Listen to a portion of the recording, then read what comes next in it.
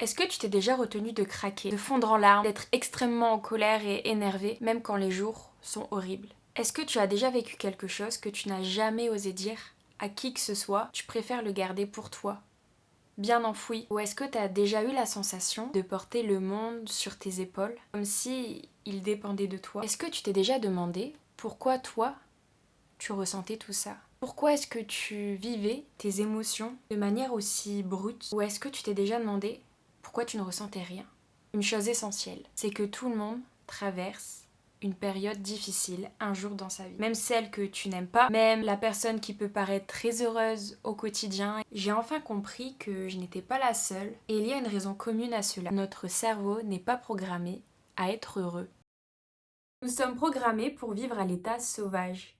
Donc, nous ne sommes pas programmés à être heureux. Pour recontextualiser un peu tout ça, à la base, on habite dans un environnement hostile et on fait face au quotidien à des menaces. C'est-à-dire que tous les jours, on risque sa vie, on est dans une incertitude constante et on a peur. Pour arriver à notre cerveau actuel et à notre capacité à créer une société moderne, il y a fallu de ça des millions d'années. Revenons justement à cette période-là. Si on prend en compte que notre cerveau a été programmé naturellement pour nous garder en vie quoi qu'il en coûte, on peut s'interroger pourquoi il est nécessaire de nous garder autant en vie et quelles en sont les conséquences. Comme j'ai expliqué précédemment, cela est dû à un environnement plutôt hostile, avec des menaces au quotidien, que ce soit les autres personnes, les animaux ou encore la nature qui était beaucoup plus sauvage et dense. L'homme s'est adapté. Il a appris à chasser, cueillir, faire du feu, trouver des pairs et à travers lesquels être pleinement lui-même, ou plutôt se sentir en sécurité. Parce qu'à l'époque, être seul signifiait être en danger. En prenant en compte ce contexte, il faut s'interroger désormais comment est-ce que l'humain le vivait à l'intérieur de soi. Et cet environnement nous a laissé de très grandes séquelles jusqu'à aujourd'hui. Tu t'es déjà demandé pourquoi est-ce que tu réagis de manière aussi agressive? Ou pourquoi ce film provoque en toi une si grande émotion? Pourquoi cette rupture te rend aussi nerveuse à appréhender? Parce que ton système nerveux a été programmé à la menace. Pour faire court, le système nerveux est un immense réseau de connexions à l'intérieur de toi qui mémorise chaque chose qui t'arrive. Et pour être encore plus précise, il y a aussi une mémoire intergénérationnelle. Mais bon, ce n'est pas le sujet. Ton système nerveux va recevoir de multiples informations au quotidien. Il va les analyser pour décider comment est-ce que tu dois réagir. Surtout, comprendre qu'est-ce qui t'arrive. Est-ce que tu es en sécurité ou est-ce que tu es en danger? À l'époque, on avait des signaux alarmants, comme le pouls qui s'accélérait ou juste l'instinct de survie. De nos jours, on va plutôt parler du mode survie. Celui-ci est présent chez tout le monde, sauf qu'il ne va pas s'activer de la même manière selon les circonstances et selon les personnes. C'est-à-dire que ce mode survie correspond à un niveau de stress et de souffrance si intense, si profonde, que ton corps, ton cerveau, te met en mode automatique. Est-ce que tu vas fuir? Est-ce que tu vas combattre ou bien est-ce que tu vas te figer? Mais pour être encore plus précise, celui qui va détecter le danger avant tout, c'est une petite partie de ton cerveau qui lui précisément va déclencher le stress, l'anxiété, la peur, la tristesse, la colère. Mais attention, ton cerveau, ta physiologie ne veut pas ton mal, veut juste te garder en vie. Alors quand bien même une rupture ou une perte d'emploi, pour certains n'est pas si dramatique, pour d'autres peut être semblable à se faire attaquer par un ours brun.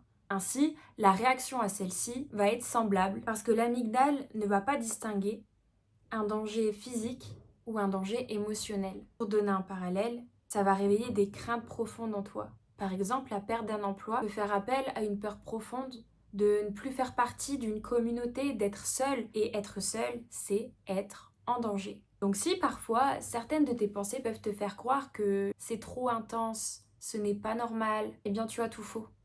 C'est simplement ton système nerveux et ton amygdale qui cherchent à te sauver parce que justement cette situation est extrêmement importante pour toi. Et tu as le droit, tu as la responsabilité même de laisser l'émotion, la situation te traverser pour la vivre pleinement. Mais il est aussi possible que tu ne t'effondres jamais, que tu n'exprimes même pas un mot par rapport à une situation que tu peux rencontrer comme une rupture et que tu restes de marbre. Parce que justement ton système nerveux a intégré que ne pas réagir permet également de te sauver. Ok, là on prend en compte qu'on est des animaux sauvages à la base. Mais actuellement on est en 2025, il y a des millions d'années qui se sont passées. Sauf que la société moderne a seulement une centaine d'années à son actif. Donc finalement, pendant tellement d'années, on a intégré que la vie était un combat.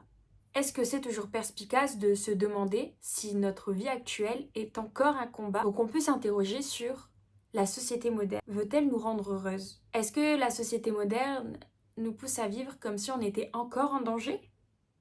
Alors si parfois tu peux te sentir dépassé par une journée de bureau ou encore que tu en as trop marre de tes collègues au travail ou de certaines amitiés que tu peux entretenir mais qui peuvent te procurer une forme de mal-être à l'intérieur de toi, c'est normal. C'est que t'as jamais été entraîné à vivre dans une société comme celle-ci. Une société de la performance, de l'exigence, des attentes implicites, un environnement dans lequel on est surplombé d'informations au quotidien. On nous pousse à surconsommer et on intègre que c'est une bonne chose de scroller longtemps, de manger des choses néfastes pour l'organisme, d'être plutôt sédentaire et de pratiquer une seule activité pendant presque une dizaine d'heures, 5 fois par semaine, en minimisant toujours le temps que tu peux trouver pour toi. Au quotidien, on attend de nous une analyse et une capacité relationnelle très fine, tellement maîtrisée et surtout aucune erreur.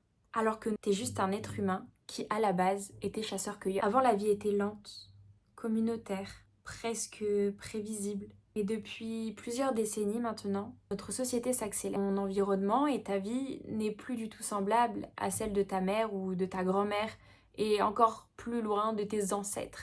On est désormais dans une société rapide, individualiste et plutôt contradictoire. On va attendre de nous d'être de bonne humeur au quotidien, d'être capable et surtout de terminer la journée avec un grand sourire et une joie profonde, alors que beaucoup d'entre nous se réveillent et sont déjà stressés. Donc pas le temps de boire une seule gorgée d'eau, qu'ils sont submergés de notifications. À peine un pied au travail, on va les attaquer de questionnements sur la journée qui va arriver et sur les projets qui vont arriver les prochains mois. Le midi, souvent, tu dois rester avec tes collègues ou appeler une amie pour justement décompresser, faire du social. Et le soir, tu vas rentrer, et parfois dans les métros, avec beaucoup d'énergie et de personnes différentes autour de toi, ou si t'as de la chance, tu auras une voiture qui peut tomber dans les bouchons. Puis enfin, tu vas rentrer chez toi. Peut-être que tu seras seul, tout seul. Personne à appeler, à contacter, avec qui parler et raconter ta journée, ou bien tu vas peut-être rentrer et tu seras entouré de personnes à qui tu ne peux pas vraiment dire ce qu'il se passe en toi ou raconter pleinement comment tu as vécu ta journée. Tu vas juste énoncer les faits que tu as pu rencontrer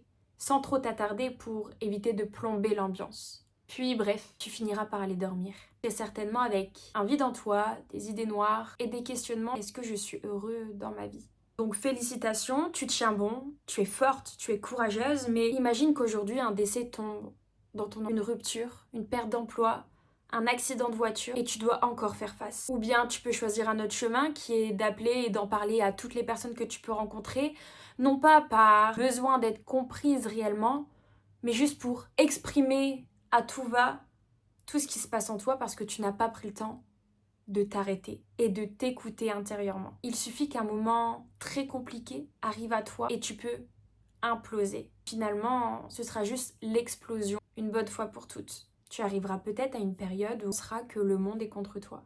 Tu t'interrogeras, qu'est-ce que tu as fait pour mériter ça? T'en avais pas déjà assez vécu? Apparemment non. Mais qu'est-ce que tu peux faire de mieux pour éviter ces situations? Tu pourrais peut-être remettre en question ta sensibilité, ta capacité à gérer et organiser ta vie ou encore ta vision du monde.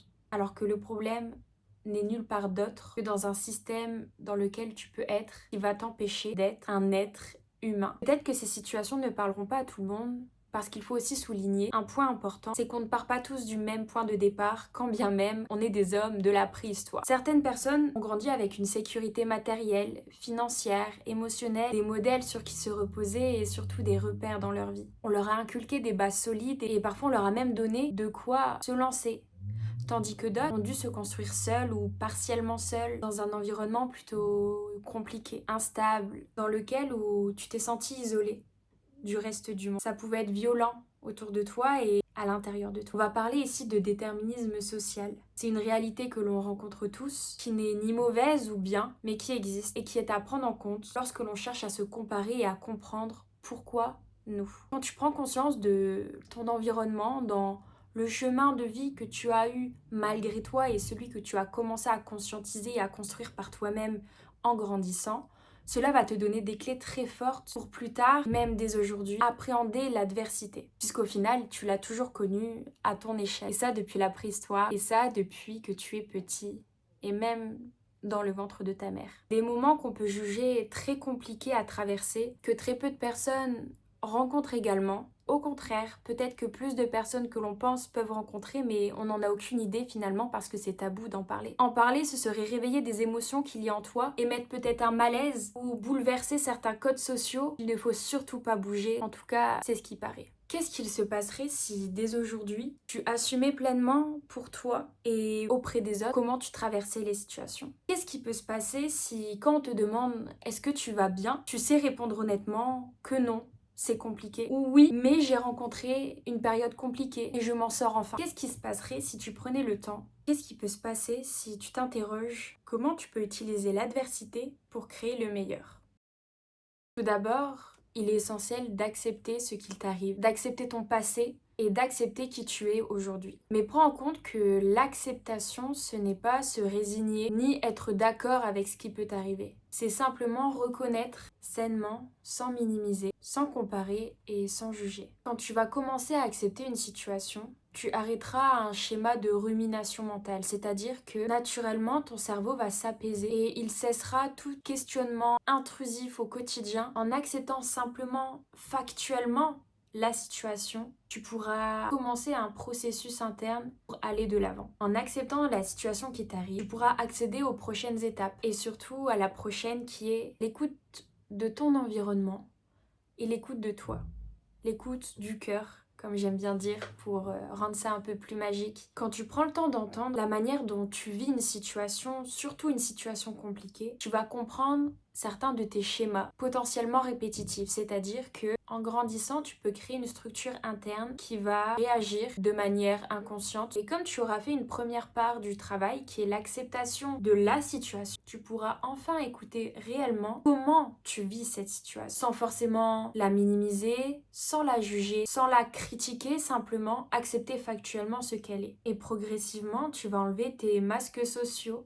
C'est-à-dire que chaque jour, chaque situation, selon les personnes, on va jouer un certain personnage de manière inconsciente pour entrer en relation avec les autres. Sauf que certains vont le garder même quand ils sont avec eux-mêmes. Également, en prenant à écouter ce qu'il se passe à travers toi, tu vas prendre conscience que ton corps te parle. Ici, pour être un peu plus technique, on va parler de somatisation. Par exemple, avoir la boule au ventre, ça existe. Comme un nœud ou une lourdeur que l'on peut ressentir dans notre ventre peut arriver quand tu rencontres certaines situations de stress ou de nervosité. Ou par exemple, avoir des papillons dans l'estomac ou dans le cœur, ça peut plutôt présager une situation stressante au-delà de simplement être amoureuse. Et on peut même parler de brouillard mental. Quand tu connais une intensité de questionnement et de pensée interne si importante que ton cerveau éclate et tu n'arrives plus à penser, à faire des connexions logiques. Ton corps te parle à l'intérieur et parfois même à l'extérieur. Et ce sont des faits à relever, à comprendre pour identifier la cause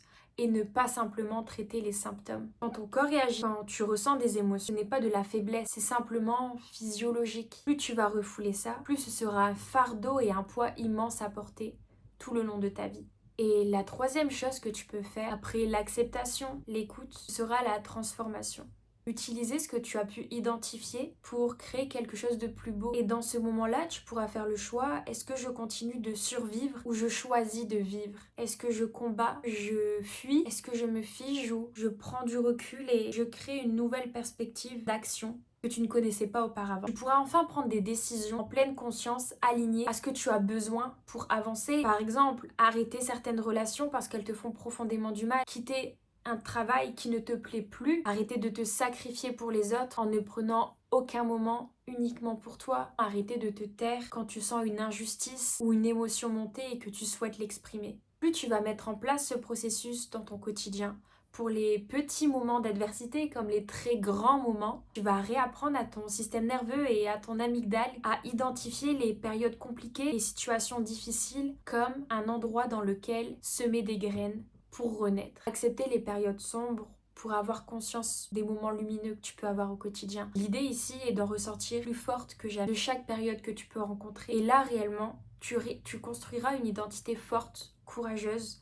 encore plus que tu ne l'as jamais connue parce que tu feras face à la réelle personne qui se cache au fond de toi, aux réelles émotions et implications que tu souhaites avoir dans ta vie, dans les événements. Et grâce à cela, tu pourras construire pleinement une vie alignée à tes ressentis, à tes ambitions, à ta vision et créer des exigences à ta hauteur.